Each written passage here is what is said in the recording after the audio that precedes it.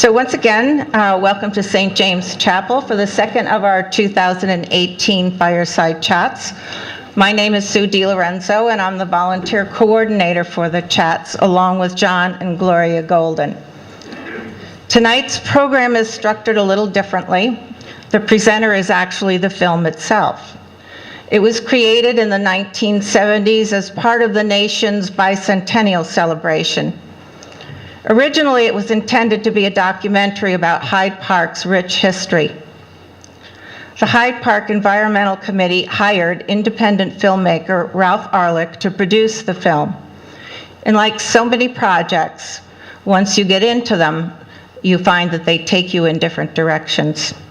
So instead of the linear history that was originally planned, it became a story of the people, politics, and growing pains of small-town USA.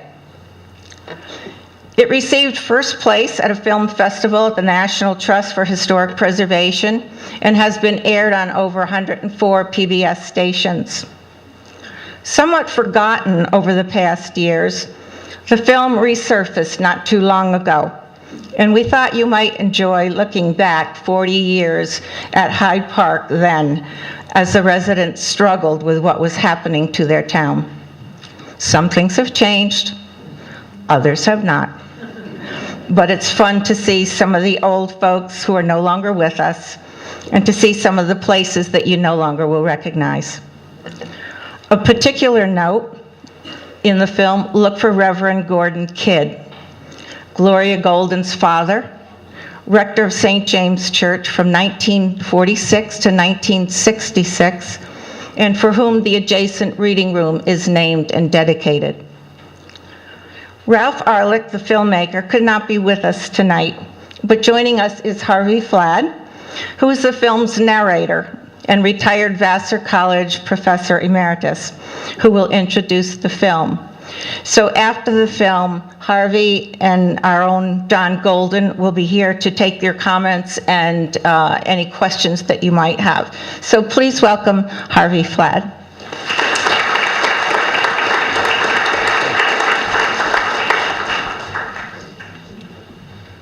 Well, I am really delighted to be here because, 40 years ago, we were walking around this town, Ralph Arlick and Soundman and myself, and trying to get a sense of what Hyde Park is. I arrived at Vassar College in the early 1970s and was professor of geography. So the idea of towns and settlements and so forth was very much something I was very interested in.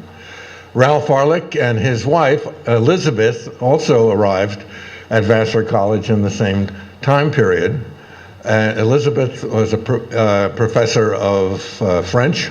She too is now retired. Both of us have retired for a while. But in the mid-1970s, when we were there as two different families, we got to know each other fairly well. They were raising kids, and so were we. My wife Mary is in the audience as well. And it was very interesting when Ralph won the proposal that was for doing the historic film on Hyde Park. And he invited me, knowing what I was interested in and what my professional interests were and our relationship to each other. And so I said, fine, I haven't been involved particularly in a documentary film in the same way before, and this would be very exciting for me. The team that Ralph put together was himself as filmmaker. He's the one you'll occasionally see a camera or whatever, and that is Ralph as filmmaker. He was then the editor and creator of the film. It's Ralph's film. And a sound man who was a student at the time, was a student of Ralph's, actually learning filmmaking. and myself as narrator, to be sure, also historian, also geographer, also carrier of all of the material. And you'll occasionally see me in the film with a backpack, and we had the extra equipment in that as we're walking through various parts of Hyde Park. The idea of the film, as Sue has just mentioned, evolved through Ralph's own artistic efforts. He has won many awards for many of his films, and this one would eventually, as she said, win a number of awards as well. One of the aspects of that, the effects of that impacted me, and as a matter of fact, was when the film was shown on the 104 PBS stations all around the world, all around the United States, is that a number of my colleagues in geography, that is to say, other geographers and so on, immediately sent me letters saying what a wonderful film this was about small town America, and they were going to use it in their courses as well. So it had a lot of legs then, and the legs are coming back again, I guess, to see it tonight. Whenever I showed it in my land use planning courses and geography courses at Vassar, to the students, I'd always say, and I'm saying to you now, that there's a lot of humor in this film, a lot of irony in the film. And I would mention this to my students and say, you know, okay, we're seeing it in class, and it's a documentary and all that, but really enjoy the film. And when it comes to something that you think is kind of funny, you can go ahead and laugh. And the first two, so I'm going to mention what the first two scenes are, because this is where I could find out if the students understood what I was talking about. The first scene, as we go through, is on a bus, in which it's a tour bus going to FDR, et cetera, and the tour guide is going to be saying, what are you going to see? It's going to be wonderful. You're going to see all these historic sites.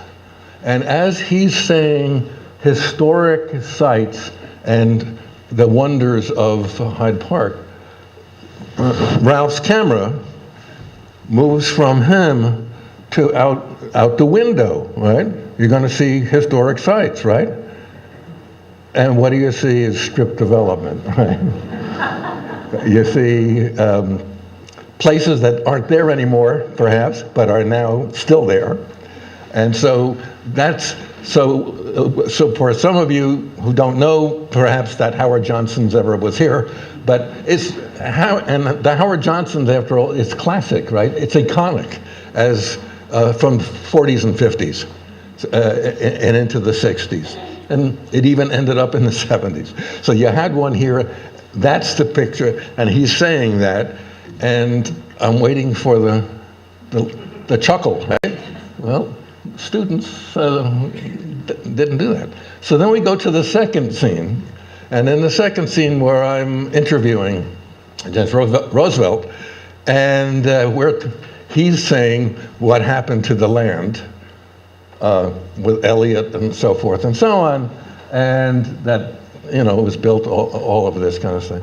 And Ralph's camera, again, is on primarily the interviewee, but at one point in his swinging around, it'll end up passing me, too. All right, now, 40 years ago, right? 40 years ago, right? I had a lot of hair then. It was down to my shoulders, right? It's just after the 60s. Come on now, you know? I'm a young professor, right? And I don't have that much hair now. And I'm listening, and the students, all of a sudden, there's Professor Flad, and they start laughing, and I said, yeah, that's it.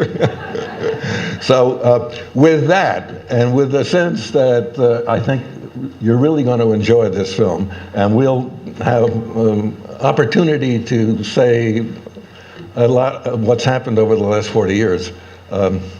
Enjoy.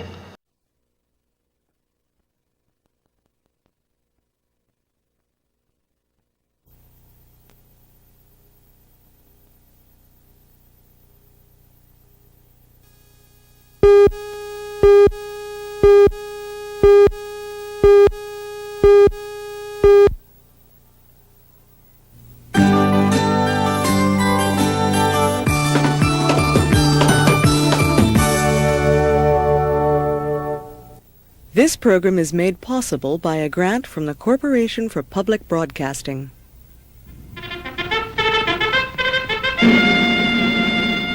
New York City, surging crowds everywhere, uproarious cheering as the news comes in early that Roosevelt has swept the nation, leaving little but the crumbs for the routed GOP. The smile of victory. But his thoughts were back home in beautiful Hyde Park with Mrs. Roosevelt and their 4 children to speak to old friends and neighbors and to shake hands with folks who came from miles around to greet neighbor Frank, to be greeted by his adoring mother. Franklin D. Roosevelt? Franklin D. Roosevelt. 292. Mrs. Roosevelt. You please sign here. Yes, sir. Hold that, Johnny, for a second. On the blue line. Right there, 19. The Hyde Park area has a population of 18,000, and it is located in the Hudson River Valley, about 90 miles from New York City. The town of Hyde Park was the birthplace of our 32nd president, Franklin Delano Roosevelt. We will see the Rose Garden and the gravesite when we are visiting the Roosevelt home. We will call your attention to many other aspects of cultural heritage and natural beauty that the area offers. Charming wooden and stone houses from the Revolutionary War period and other colonial monuments, old stone walls.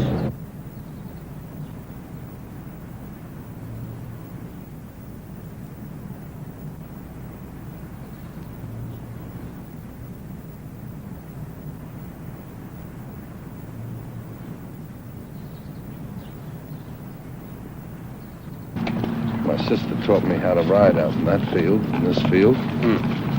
None of us thought 30 years after he was gone, there would be a shopping center just to the south of us, and a movie theater across the road, and a housing development from the Howard Johnson and so forth. Well, how did that happen?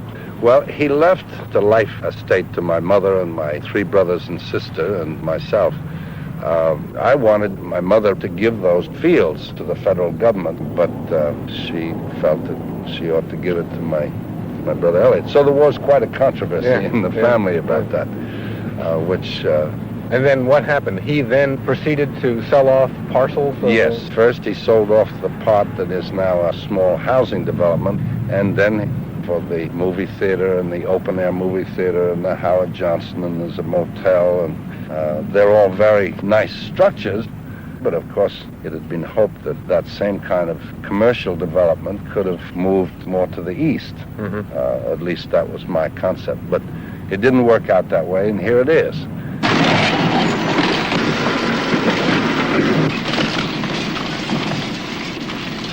I'm not sure I really understand why that building itself had to come down. Was it structurally... No, it was structurally sound, but you can't stand still. You have to be in competition in all areas. There's very, very serious competition on prices and services and all. And competition is good. It's really excellent. It keeps the it keeps the Grand Union on their toes, and it keeps us on our toes, and as it keeps the gas stations on their toes. What about how the shopping areas look? Is there any conception among the owners of beauty or attractiveness? Conception of beauty to a business is a balanced bank account. Yeah, he had $84 million when he died. I'll tell you the type of man he was. He'd come down and he'd say, "Good morning, Douglas." "Morning, Mr. Admiral. So I'd like to go to Newport on Friday. Is that all right with you?" That's the type he was. So he'd go to Newport. And when I took long trips, he knew how long it would take. And if I could cut a little time off, he was always tickled to death.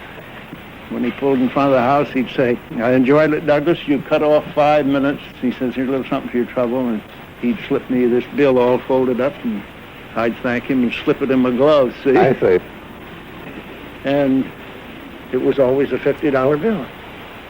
Where did most of the people in the town work? There was nothing here in the village for the people. They worked for Vanderbilt, two Roosevelts, Rogers, New Bold, and then you got up into Statsburg, which was the Hoyts, Millses, Huntingtons. You didn't have an IBM employ hundreds of people then.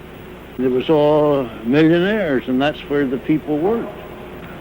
When she had a party, I had to have 5 men down here to drive automobiles, and this would be for Count and Countess so-and-so, and then this is for the Duke and the Duchess. And when the Duke had come out, whoever was assigned to drive the Duke, over they'd go. Sometimes they'd go up and stay all day and never move a wheel.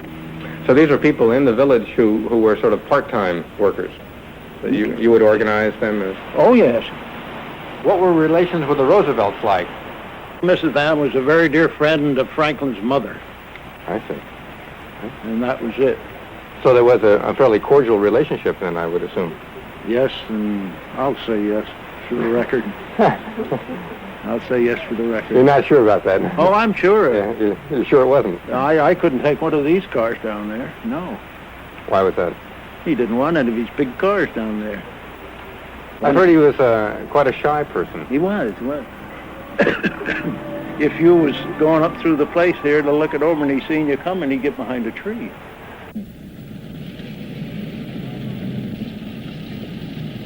This is the little pavilion here that they built in such a short time, and they lived there.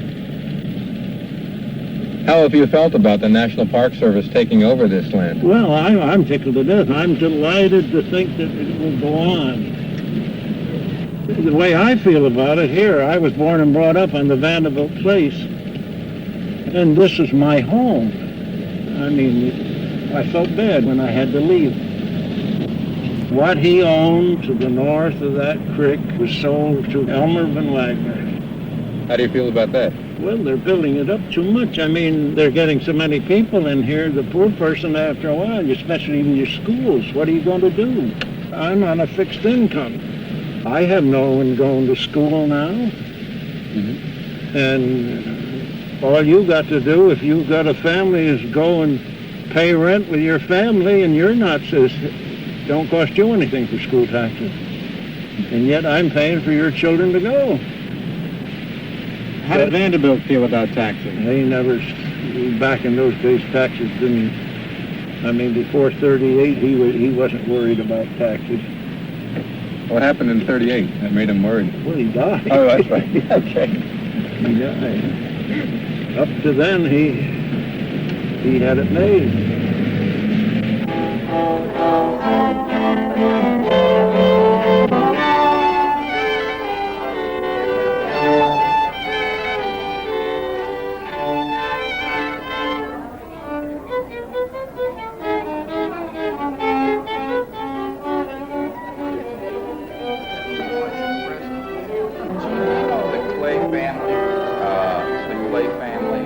It was in Poughkeepsie, and then the ferry kept the ice broken up, so there they moved to Hyde Park. Do you still do ice boating? Oh, yes. When we have the ice, we do. But was this mainly a sport that was done? Well, the wealthy people raced. People like who, for example? Oh, Roosevelt's, the Rogers. See, these rich people, they have a boat like this, they have 2 or 3 bag boats, 2 or 3 runner planks, and 2 or 3 sets of sails. I was about 12 years old, and the first time I had a ride on one, I was hooked from then on. Come on around here. You fellas want to go out for a spin, or? Yeah.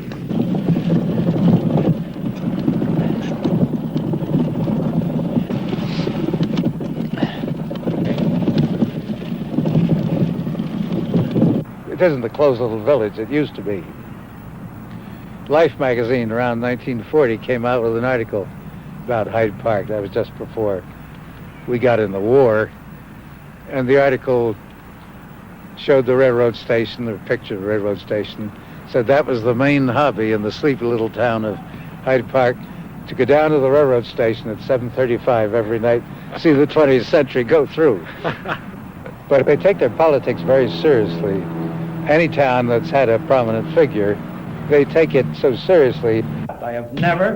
I never intend to, neither have I done anything since 1970 to influence any recreation commission and or the police department. Do I answer your question, Matthew?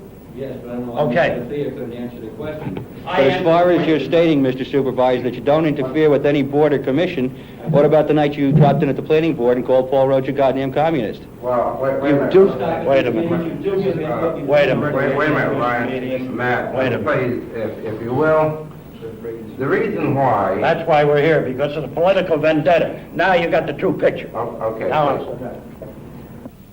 Well, I guess I'm the only native in the audience. I may be wrong. There's more. I'm the oldest native in the audience. Born in Hyde Park at 31 East Market Street in the year of 1913. I was unlucky enough to get out of high school in the year of 1933. That's the year of the apples on the street corners in the city of New York. Never got any further education. Went to work in the Hyde Park motor and learned a little bit there. Went in the Army, learned not too much. Spent 3.5 years there. I'm next to the oldest of a family of 15. I have no brothers, so you can tell me how many sisters I have. And that's God's truth. My name is Bill Reynolds, and I'm the Republican candidate for supervisor of the town. I want to say one thing that nobody has touched on here tonight, and one of the things that touches each one of our lives every single day in Hyde Park, and that's the roads in Hyde Park and where most of our money goes. So the day that you get a marriage between planners and builders, be beautiful. It'll never happen, but you're going to have to plan.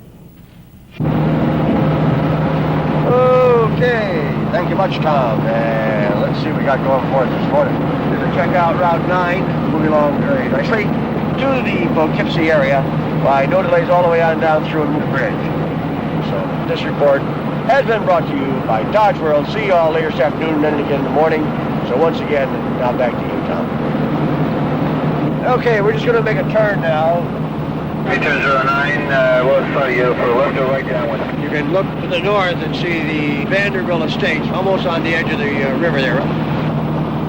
You have most of your large estates sitting right next to the river. And most of the development is built up along the two highways running north and south. And so most of your traffic going down to IBM and the rest of Poughkeepsie has to funnel down through these two highways. A lot of the people in Hyde Park feel the tourist trade's important, and I suppose that's all right.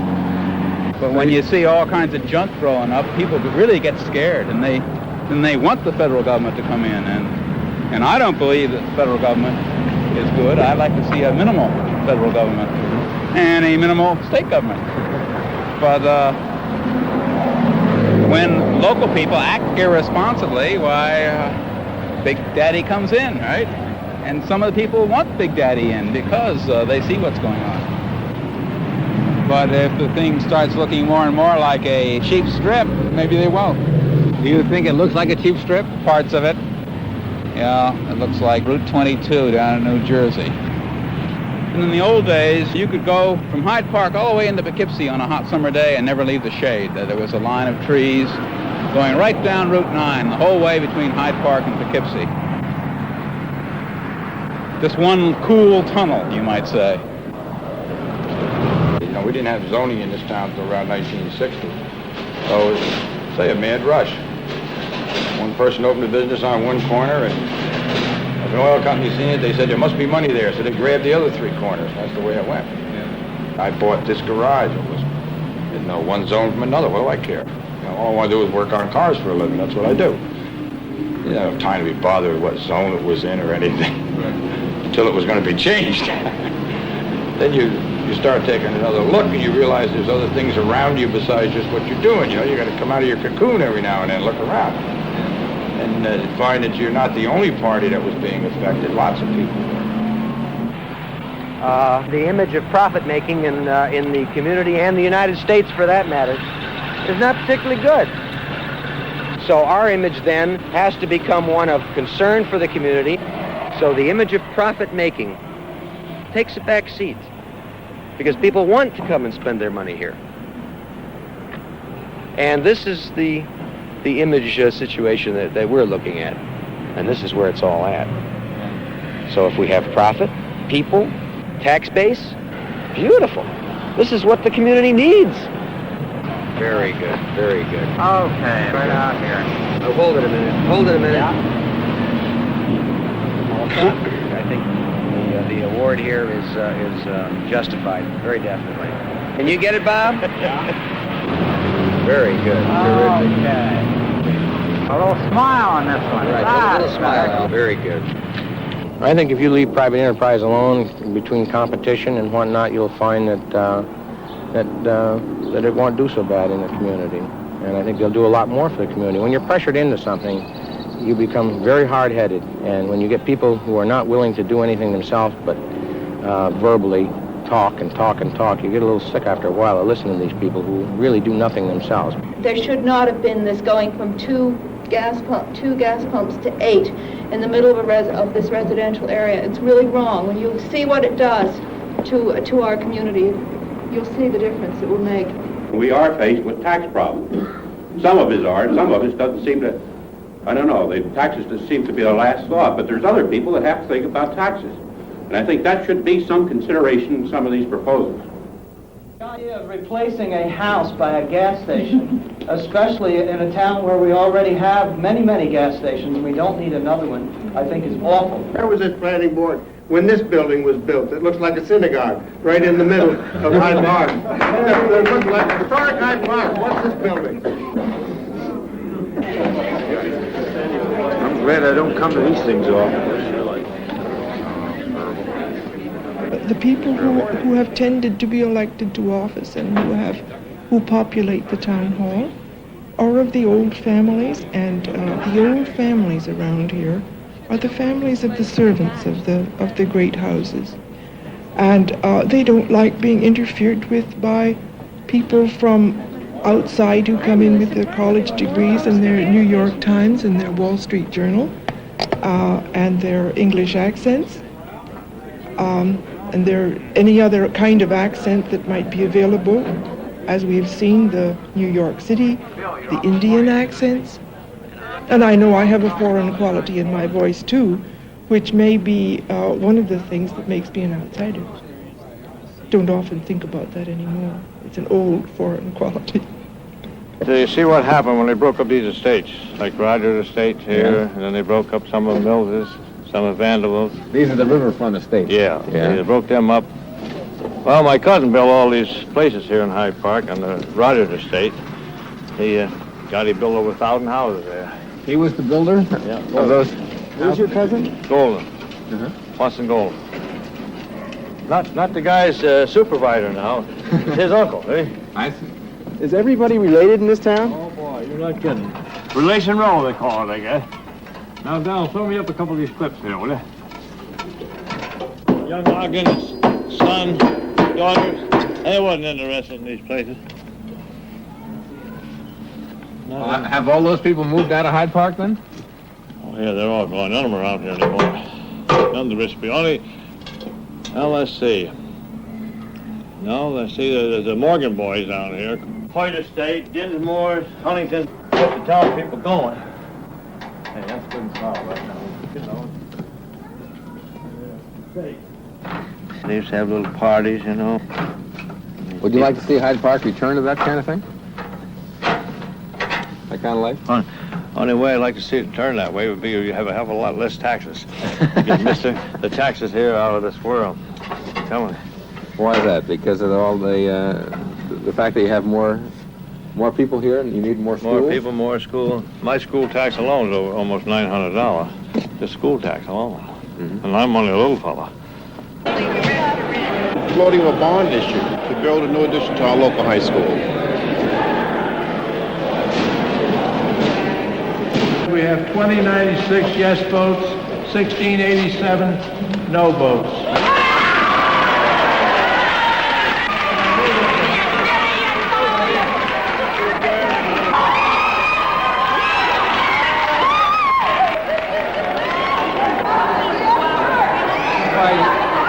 I just don't. Only 25% of the town of Hyde Park is developed. 75% of the town's land is undeveloped. And the Penn Central, the New York Amtrak, is supposed to put in a fast-speed train that goes from New York City to Rhinecliff or Poughkeepsie in 50 minutes. And that's faster than you can get by your car to Long Island. If that happens, no telling what's going to happen to Dutchess County. Good afternoon, ladies and gentlemen. Welcome to the Hyde Park Chamber of Commerce's luncheon meeting. Without any further ado, I'd like to introduce Ken Toole from County Planning. Thank you, Clyde. I sort of have mixed emotions about being here today, but whatever we say and whatever we talk about, just remember I live in Hyde Park too, okay? And you scare me when you say, well, I don't think that, that should happen. But I didn't say that. And I said, as a planner, I can't go and say that certain things I can justify as good planning. There may be some cases, and I don't think I could live with myself if I bought everything that was politically saleable. The road to hell is paved with good planning. Did you just make that up? I never heard of that one before. Another interesting point. One of the few cities in this country today that is not suffering is Houston. Yeah. Houston, we're advertising for workers to come to that area. There's no zoning in Houston. Houston has grown very well and very nicely. Many parts of Texas have no zoning at all, and they use it as an example at the Home Builders Association. You really think that Houston, Texas is a better place to live? I've only visited Houston once in my life, and I was impressed by the amount of business that was being done there, the amount of homes, the beautiful residents. The layout was very nice. I was very impressed with the city of Houston, yes. When I looked at the city of New York, and the planning, the city of White Plains, in our state here, yes, I was very impressed by Houston. Have you visited Houston? Yeah, And you've visited all of New York State? Oh, yes. What impresses you? Well, I'm much more impressed with New York State. You are with New York City and surrounding areas, Yeah. the large cities, compared to the large city of Houston? Why do you say that? Because Houston is much too spread out. It doesn't pull itself together and pull itself together in a social mechanism. Well, I hear a lot of you people speak about, I can tell from your, social. And I wonder often, it's a pretty broad word, social, right?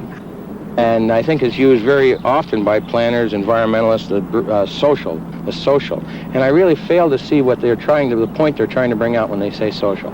I think they're talking about interaction between different groups. Such as? The interaction such as? Between old and young, between racial groups, this sort of thing. Once we are driven together and pushed together, that's when you're speaking of racial, that's where you have your problems. Well, I think that these people, if their pursuit of happiness be that they live in a rural area and they can work hard enough to achieve this, then I think they should. And I looked through your environmental living program, and I don't know if you had anything to do with it or not, but as I read down these people on the back, and they're telling us where to live and how to live, I look down through these people and their projections telling us where the rest of our population should live, your children, my children. And I looked down and I did a little research where these people live. And now that is pretty interesting. None of them live where they project that everybody else should live. That's why they live. This to me makes me so scared of socialism, fascism, that it scares me to death when I read these people are telling the rest of the population where they are going to live and how they're going to live. Not even, if you've read the book 1985 and you relate to that as you read this book, and 1985 a few years ago was a laugh, right? Mm-hmm. But when you read this and you read 1985, compare them. They're pretty close together, I'll tell you. Town board's a political body. I could put the moon up there, and the town board would not. Well, I disagree. I think the town council would go along with it. Single-family houses on. Alan, you hadn't lived here long enough. Well, I think the other Well, you thing... go back, what, a couple hundred years, your family, but... No, but I mean, that's, you know, that theoretically, that's the way it's supposed to work, but it doesn't, you know, just a little right. What's the problem between you and Elmer Van Wagner? My cousin. His mother and my father are brother and sister. He's a millionaire, I'm not. He's the guy that thinks there should be two sets of rules and regulations. One set for everybody in town except him. He wants his own set. That's why the fight. He doesn't always win. I don't think a community should be wasteful with its resources. I don't think you have to preserve for preservation's sake. But I think if you're going to utilize your resources, preservation can be a part of that process. Is that something that you would say about Mrs. Thatcher's house? Well, that was an extreme case, tearing down one of the town's 3 remaining stone houses from the Revolution and putting up a hamburger stand. The neighbors were furious about it. So when she decided to sell it to Carol, that's when you got upset, everybody is got that upset. Maybe we could look at it over here. Plus, the historical value was brought out at the meetings. Mrs. Thatcher just decided, well, when the house was bulldozed down, the historical value was non-existent. She had the bulldozer come in and bulldoze the house down.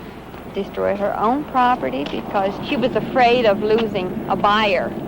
And she had a good price for her land. I understand she bought property down in Cold Spring. Do you think she destroyed it to meet the requirements of the town, or... Out of spite. I think she did it to prove a point. This was her property, and she would sell it to whomever she pleased. She's gone. She doesn't care what happens to Hyde Park, and she didn't care who bought it as long as they met the price she was asking. And she didn't care if it was an eyesore or a blight or what. Well, next to a gas station, what's wrong with the cows? And then...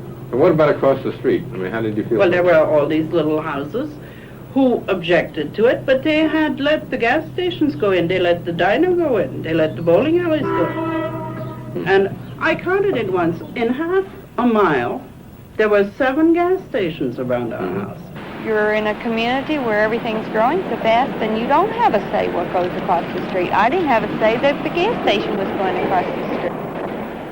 So we sighed when it got uglier and uglier, but there was not much else we could do.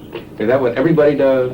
Do they just sigh when things get uglier and uglier? And is that the only kind of response people can make? No, I mean, we knew that the Roosevelts had decided that it would have to go commercial, and they owned the greatest amount of land there. It is, after all, up to the people of a village and up to the people who have lived there for a long time to say. But they have to say before the place. Cold Spring, here, this town is a prime example of that. We are, basically, it's 20 years behind the time. So we have the advantage of, we've seen how Hyde Park is going, we've seen how Wappingers is going. And we are now starting to say, okay, this is not going to happen here, we're going to keep this town as it is. They wanted to put a restaurant up, not one of their little dingles. Oh. You know, a restaurant like in New Falls. What's the matter? What is he doing? And, no, it's true. Were you living in that house at the time, Jan? He was born there. He was terribly attached to it. It broke his heart to mess with the thing. Restaurant. It, you know, it was not anything other than... Well, I did. There doesn't seem to be unanimity about it. There is no unanimity in this house about this. But it could have made a charming tea room. It really could have, or a bank, or a gift shop, anything. You know, to make a bank out of it, or a dress store, or something of this kind, this is just spoiling a nice old thing. And I felt that it had outlived its use as a farmhouse, and I would put it back in the field where the stones had come from. And this was a grain mill, This was a grain mill, yes, a grist mill. Where would the grain have come from that would have... Most of it was local during the Revolution, and right up until they opened the barge canal, the bulk of the grain that went into New York City was grown here in Dutchess County. What does it mean to Hyde Park now? I mean, to all the... Absolutely nothing. Most of them would just say, I wonder where it is. Yeah. Is there any... Right out on the street from that house where we went to on out to the road, there's probably only one other person there that knows this is back in here. Are you interested in the mill because it tells you something about Hyde Park, or? Well, it's a connection with the past. You know, who am I and why am I here and so forth. You can't put a price on it in dollars and cents by today's value, but it does, I think it does something for your heart. You know, did you ever have a desire to go back to some place where you were in your childhood? This is what I'm doing here today.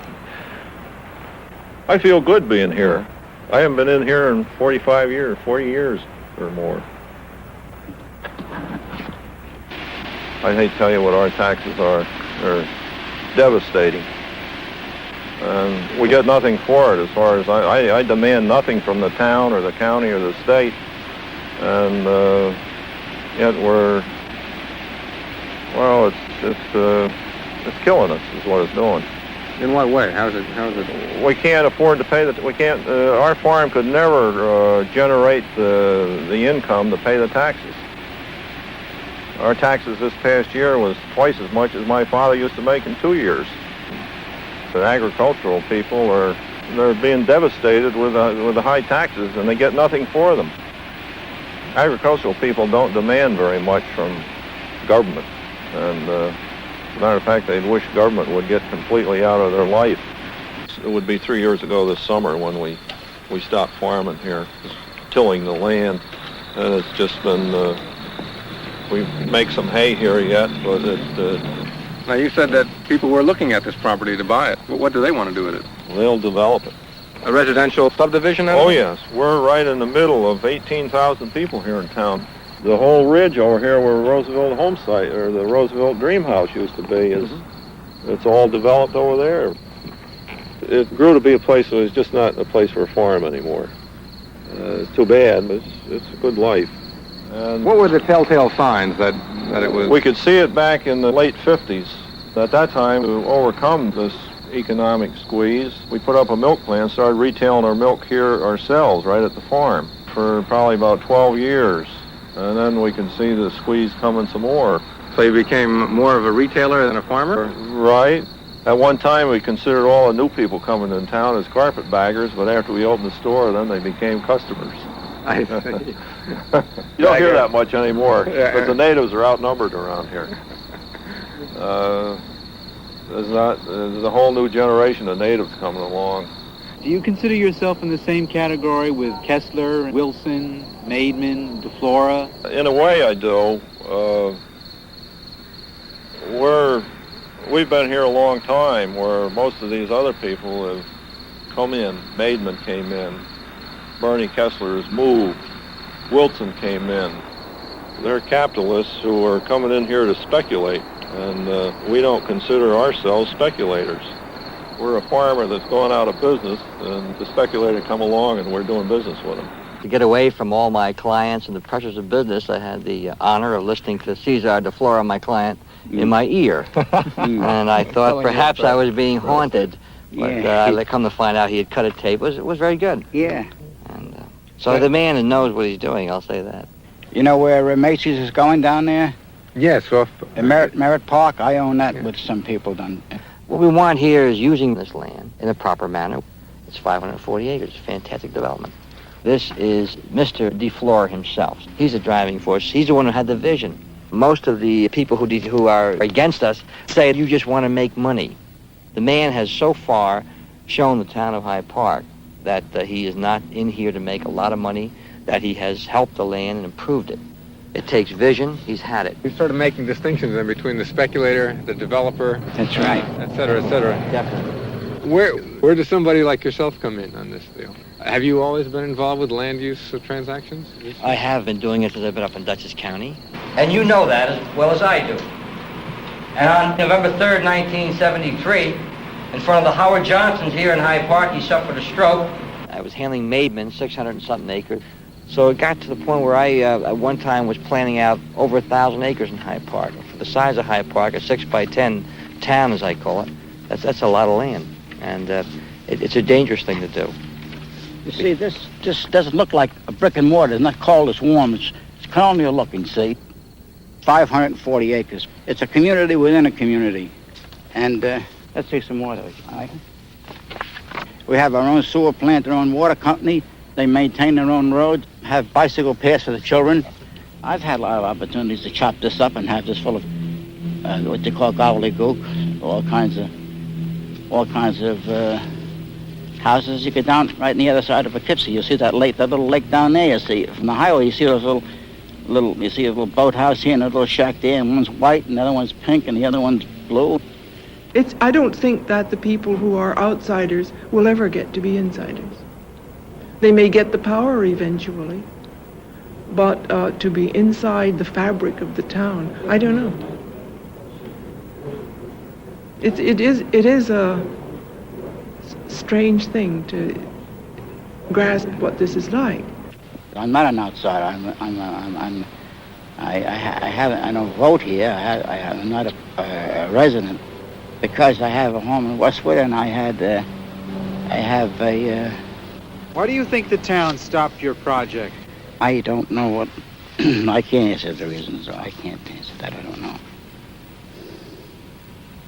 Just wondering that there might be the possibility that there's a sense of, an outsider using our land in a different way than we would use it, that sort of thing. Well, I've owned this land for a good many years and paid taxes on it for all these years. I don't know why that should make a difference, but if that's the impression, I don't know. God knows that answer. I can't tell you. Program, get your program. It's compliments to the Hyde Park Lions Club. You get a program and tell you what's going on for the day. Don't stand alongside the truck. Don't stand alongside the truck. They're coming out. There you go.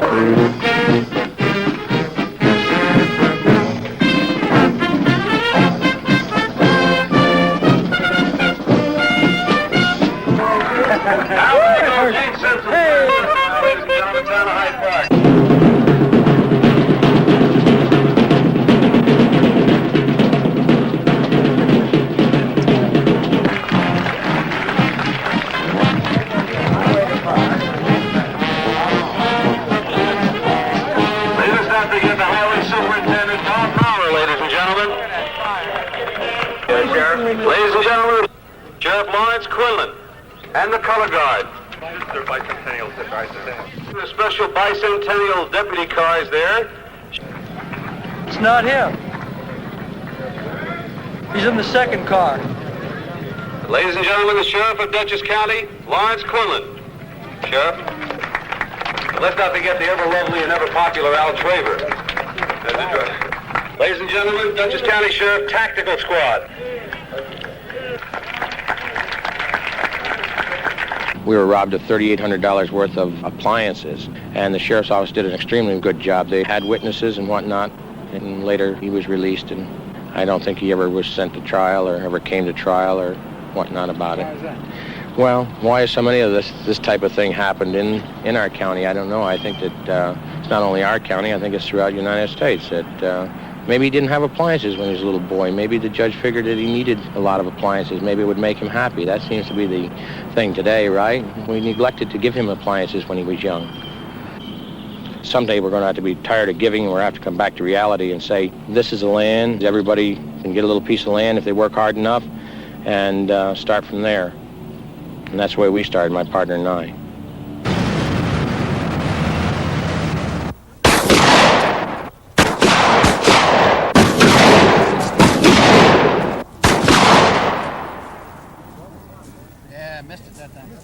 It's for our local sheriff, Larry Quinlan, and we've had it for a few years now, you know. It's a good day for the sportsman. John King. Where's John King? John King? There he is. Yes. There's Mr. District Attorney. Come here. He said he's going to get me the ugly vote. Only one vote, ugly and vulgar.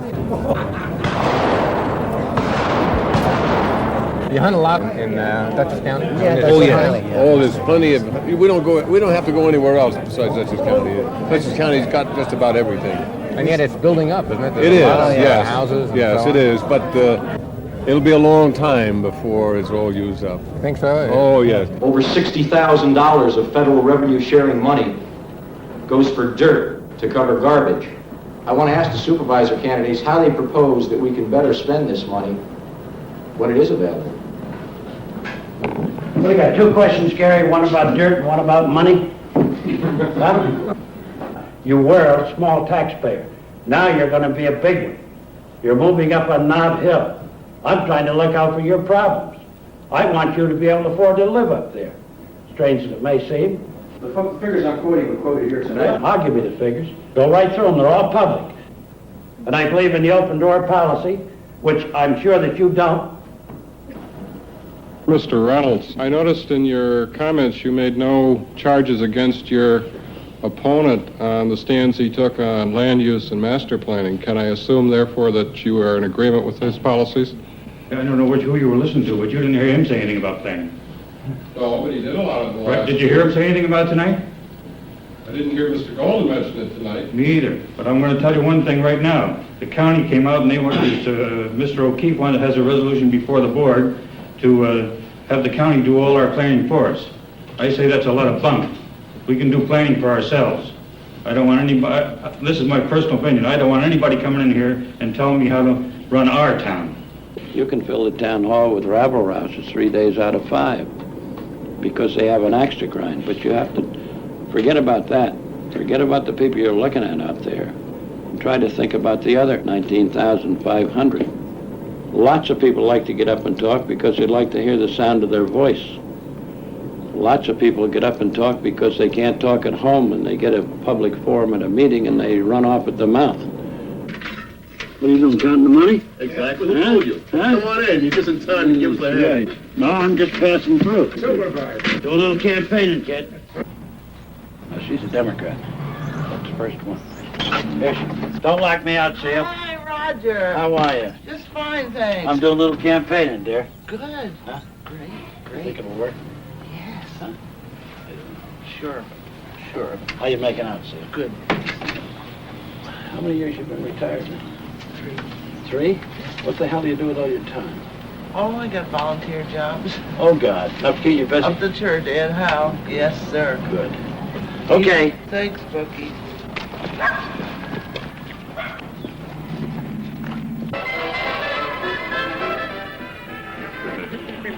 Right, all Republican. Nothing to worry about. Thank you very much. How you doing? Hal Mangle. Who are you running against? Golden. Golden, that's right. Yeah.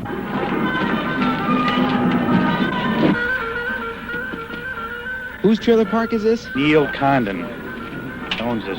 You feel it's one of the better ones? It is the best. Absolutely the best. TV antenna, every single thing. It's just great. Is this your second try for supervisor? Third. Morning. Third. First time I lost by 120 and the second time by 190. Republican candidate. Do you ever give any thought to what you'll do if you lose the election? Yeah, sell real estate. I still have my license. I still know how to talk. There's no issue like thievery or broken sewers or broken water mains or anything disrupted. There's none of that. There's no issue. The only issue they got is they want me out. They want the key to the town hall, and I still have it. That's all I got that belongs to town, that one key. That's the key they want. Connolly, 246. Golden, 274. Reynolds, 252. Golden, 229. Reynolds, 197. Golden, 243. Reynolds, 257. It appears that Lonesome Bucky Golden rides again. How much? Hey, how much? I know. Go get him. This is the last time for me. Oh, it is. Mr. Chairman, my name is Arthur Gelb. Yeah. I'm a lawyer in Poughkeepsie, and I'm representing the applicant for a site plan approval for a McDonald's restaurant. Now, when someone comes into Hyde Park, when someone is bullish on Hyde Park, what are they going to do to conform with your wishes and your peculiar needs and your historical situation. Well, I think McDonald's has gone a long, long way to doing exactly that. There will not be roof beams. McDonald's has consented to remove those. It was done for Hyde Park. This is the only proposed McDonald's in the United States that will look like that. We'll take questions first. We'll take comments later.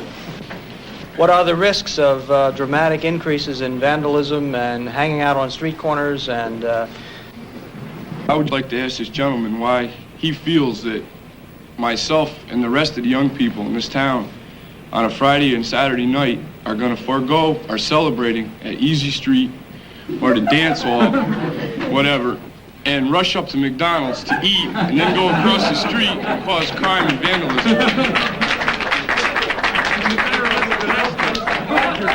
Easy Street.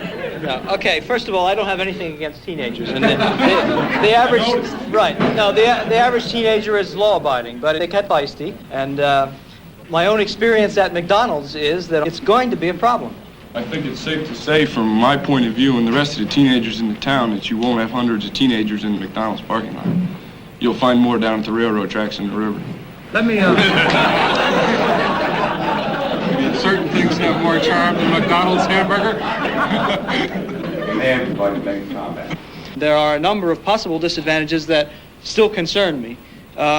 One of them is the possibility that once you have a McDonald's, you will have pressure from Burger King and Carol's and Kentucky Fried Chicken, and we'll have a lot of these meetings. Secondly, you have the loss of those pine trees. In that region, it's the last cluster of pine trees like that, and it would be a shame if we have to lose that. With response to that, when we get into the actual design and construction of the building, it will be attempted. But to save some pine trees, some large pine trees, in lieu of the planting that's anticipated, as opposed to, again, providing that parking and convenience for the customers close to the store, I'm not sure if it's a good trade. Statements and comments. People think that trees are silly, not very important. I think they are important because I think they visually mark where the center of Hyde Park is, and I would hope that the people who are planning the site really would give some consideration to this as more important than your sign, because if you take them down and replace them with your standard sign, I think it hardly matters what you've done with your building. Listen, the roof beams have come off that building is like somebody going into your house and pulling the best piece of furniture you've got, as far as I'm concerned. That is our trademark, and I hate to even look at that picture, and that's the roof beams. There's just no way that we can build this building with the proper parking stalls and save those trees. It's a simple matter of economics. Exactly. Really, this is why fool about it.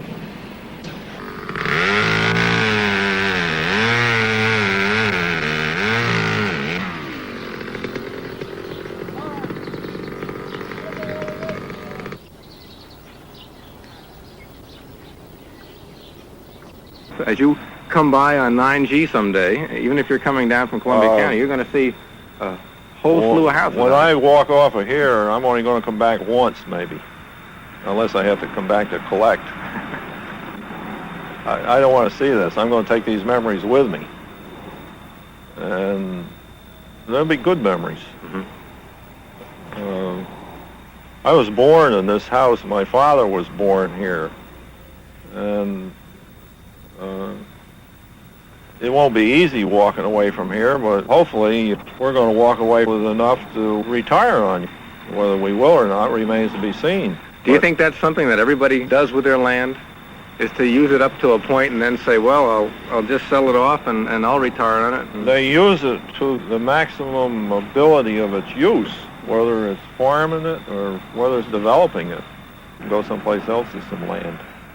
You're not going to stay in Hyde Park? I think there's a better place. I want some place where I can look out across the fields and maybe see a deer in the field in the evening, which once in a while you can hear yet, but the day will come when I can't. And how do you put a value on that? And this is what I'm looking for.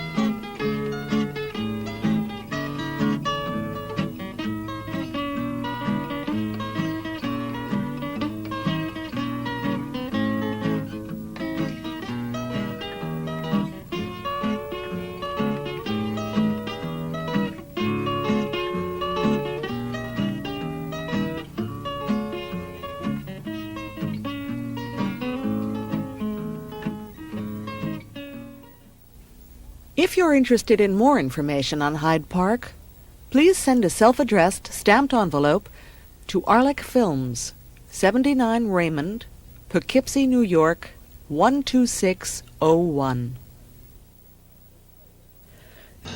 If you're interested...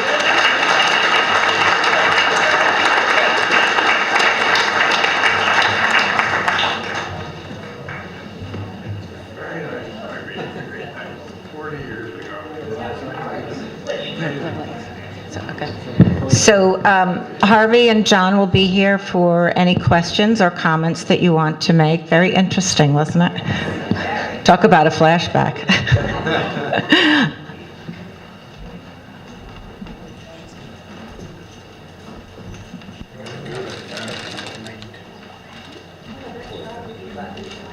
Harvey,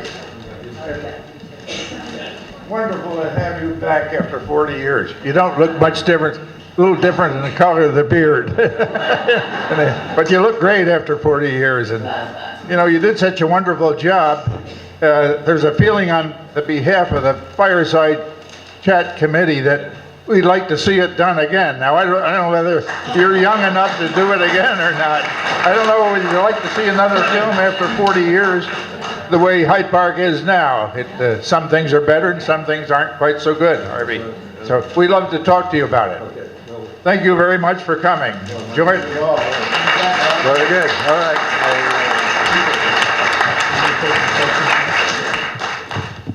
Does anybody have any questions for our speakers?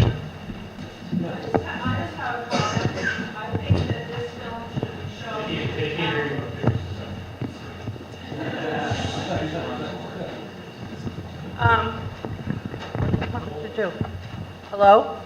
Anyway, I just think that this is such an excellent film and really relates to current times that this film should be shown to the town board with Aileen and all the people. They should sit there and you should make them sit and watch this. I don't know how many people from the town board are sitting here tonight. There are some I don't recognize. But I seriously think this should be shown so that the town is aware of changes and what, for good or bad. My recommendation. The Zoning Board of Appeals is well represented here this evening. There was a question over here. Two questions. Mr. Golden, maybe you could answer. Where was the Thatcher house? And who was Everest Wilson? Everest was a builder in Hyde Park. He built... thanks, Harvey. Maybe you can you answer? Everest, there was Cables and Wilson's builders in Hyde Park, and they came to town. He built the Ledges apartments up north of town, and he built a number of houses around town. But the Thatcher houses, there were two stone houses on the Rogers estate down along Route 9. The one down there has been the office for Sue Sereno, the old stone house, but just down past there, where the Hyde Park floor is down there, was a beautiful old stone Stoutenberg house also, and it was on the Rogers estate at that time. Was sold to Mrs. Thatcher. You know, little did I know after, there was a deed restriction in there that it couldn't become, it was a residential, it couldn't become commercial. But that was overlooked, and she got angry because of some certain town zoning here, and she got disgusted with it, really disgusted with the town, and had a dozer come in someday without telling anyone and knock that old stone house down. What a crime. What a sad day that was. Mrs. Thatcher. Just one other thing. You can imagine why, I think you can imagine from the film why the National Trust for Historic Preservation gave it the first prize. And one of the comments from them was her comment. I put it in the ground where the rocks had come, where the stones had come from. Wow, you know. Are there other questions? I can't believe this. No questions? Where? I think there's one over there. hold it like this. How were you able to keep all the other fast food places out at that time and up until now? How were you able to Keep the fast food businesses out. How were you able to do that? in those? You mean how? That period and now.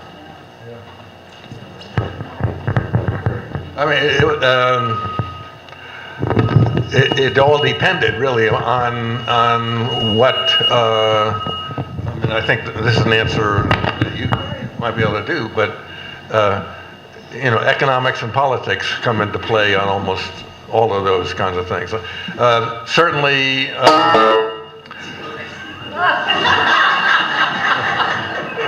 That was you.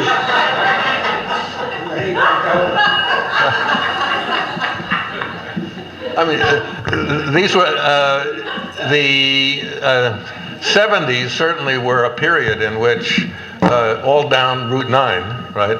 You had fast food places and also the malls that were being built down there. So what was happening in places like Hyde Park and so on, really the retail was moving out anyway, just like it was moving out of the city of Poughkeepsie to where the customers were going. And so what you've got left is you have some really good restaurants still around. I mean, and you have the diner and everything else, which are very, very good.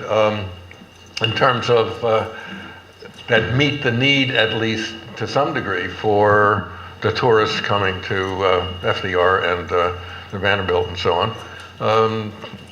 What really happened, of course, here was the wonderful CIA arriving, and that continues to bring more tourists. So.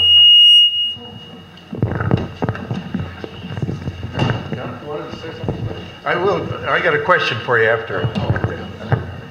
I just wanted to ask about Douglas Crapser and the car, and did you have to get permission from National Park Service? Was that car ever driven by him at any other time? And how available and how did you arrange for that little incident? Well, indeed, absolutely had to get it from the National Park Service.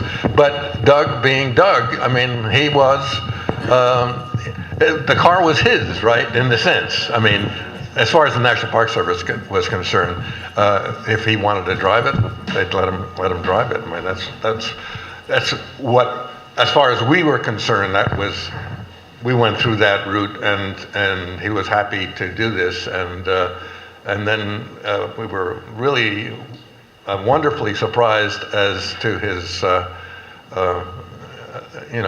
he wanted to talk, and that was really good. You never know, right? But that was really terrific, and it led to one of the, best jokes in the whole movie against me, right? I got to tell you a little bit about the car, Harvey.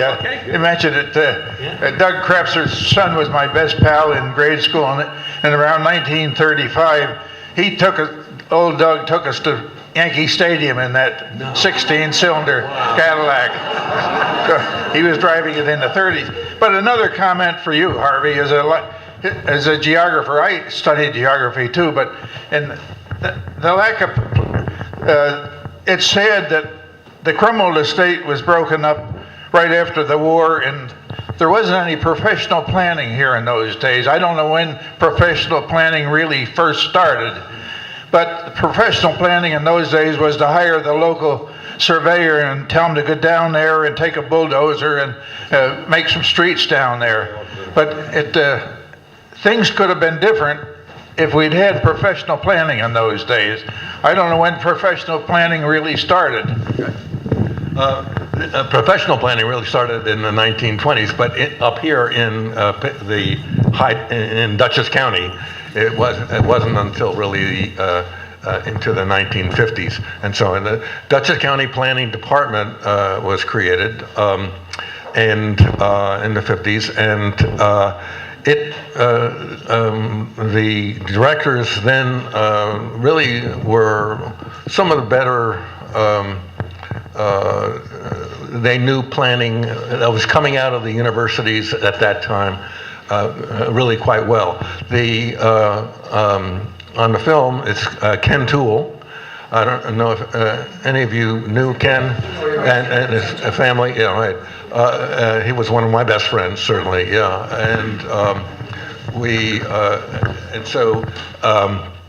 and yes, he lived here in Hyde Park, but he was associate director of county planning, and he and the director were able to produce a plan for Dutchess County that was really in the forefront of county planning. Now, county planning for Dutchess County had to consider both the small towns, like Hyde Park and Pleasant Valley and all that, as well as the two urban centers, Beacon and Poughkeepsie. And the way they went about it was to create these areas of potential growth and so forth, and that the growth in the small towns and so forth would be as in a planned kind of way. As you mentioned, it wasn't here. The comment in the film, which I think also gets to that, not just Ken's commentary, but Paul Roche, when he makes comments about zoning, right? And when we first see him, it's in the at the town board meeting, when he is called a communist because he is interested in planning, right? And I have to say that in the 1970s, in the courses that I taught as a geographer, I taught land use planning and a number of other courses like that. And I worked not only with county planning, but also with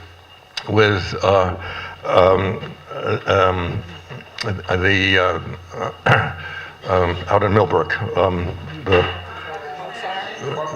cooperative extension, cooperative extension, which was dealing with the small towns in the east. And I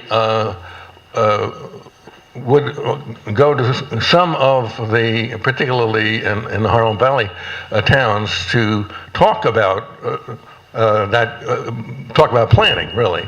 And it was very, I was not welcomed, shall we say, for the same reasons that Paul Roche was called by those who felt that there should be no planning and no zoning.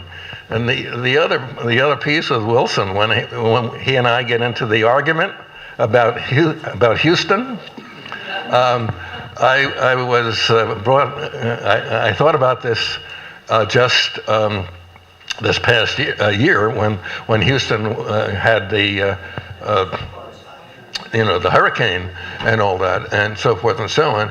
And part of the problem that happened in the growth, the sprawl of Houston was that was not planned and all that, is that they were unable to really deal with the fact that Houston itself is sinking as a result of the drawing out of the aquifer and also and so forth.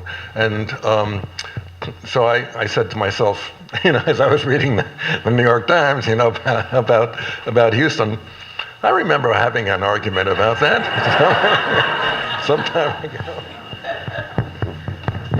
I would just add a comment, if I might.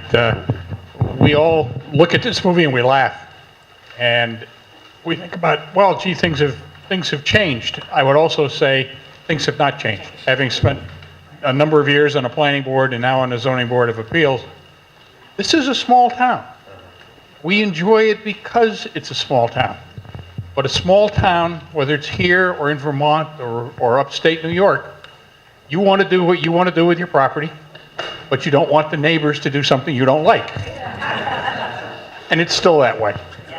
And the uniqueness of a small town, what the love of a small town is because of that, in many ways, if you think about it. So planning in an environment like this is tough. It's tough to get everybody to accept it. If you're on the planning board, you'll hear about, well, you're so anti-development in Hyde Park.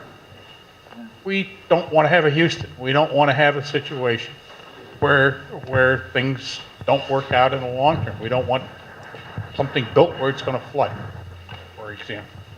And we want people to keep our aquifer, so our wells work. There were some questions here. I have a question regarding the property. I believe the name was DeFlora.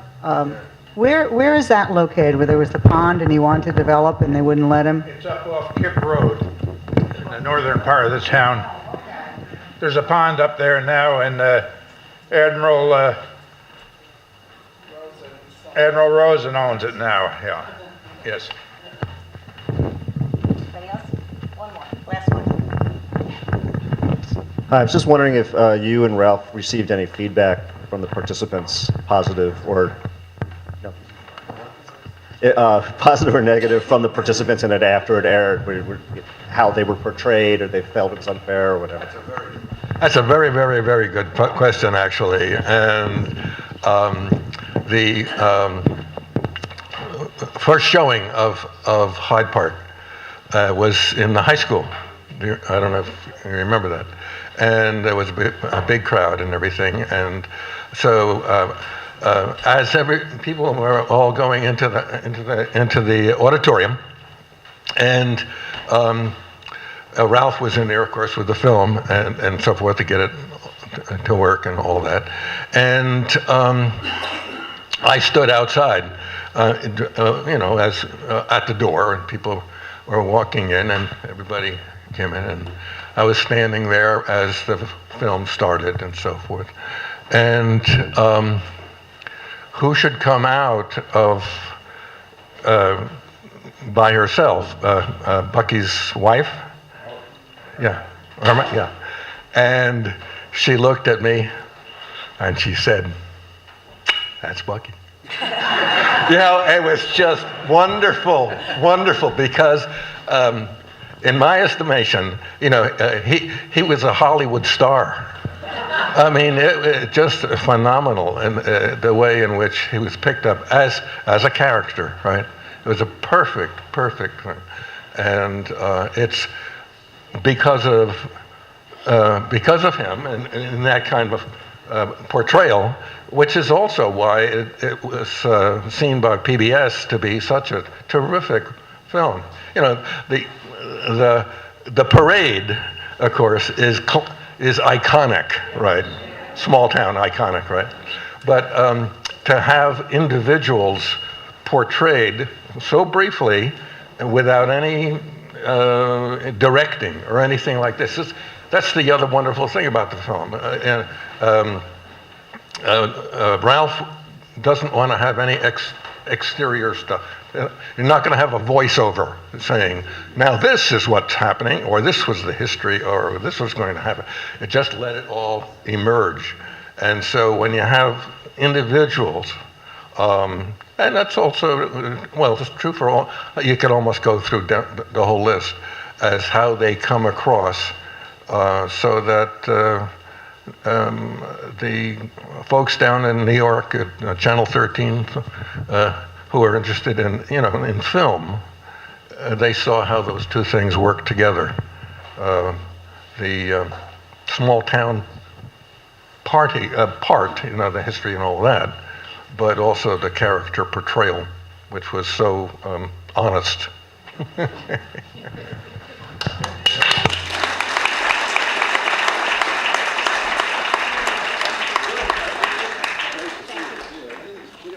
Thank you all.